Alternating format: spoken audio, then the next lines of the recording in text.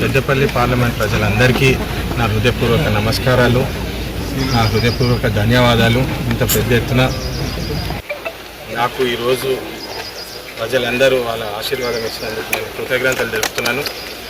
ఇంకా కౌంటింగ్ నడుస్తుంది, final round నడుస్తుంది.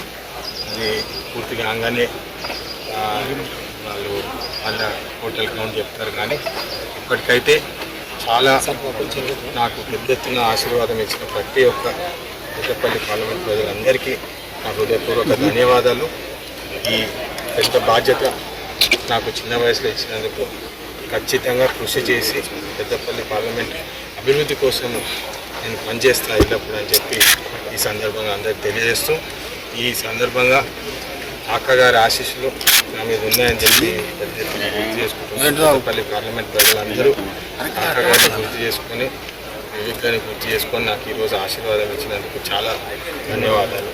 ఎమ్మెల్యేలు కూడా ఒక్కొక్కరు, మంత్రి గారు శ్రీధర్ బాబు గారుతో పాటు ప్రతి ఒక్క నియోజకవర్గ ఎమ్మెల్యేలు నాకు సహకరించి, నాకు వాళ్ళ అడ్వైజ్ ఇచ్చి, సూచనలు ఇచ్చి నాకు ఈరోజు పెద్దపల్లి పార్లమెంటు ప్రజలందరూ ఆశీర్వాదం ఇచ్చినందుకు ధన్యవాదాలు. ఇక రాష్ట్ర వ్యాప్తంగా, దేశ వ్యాప్తంగా కూడా కాంగ్రెస్ పార్టీకి బాగుందని చెప్పి మనకి ఈరోజు తెలుస్తుంది.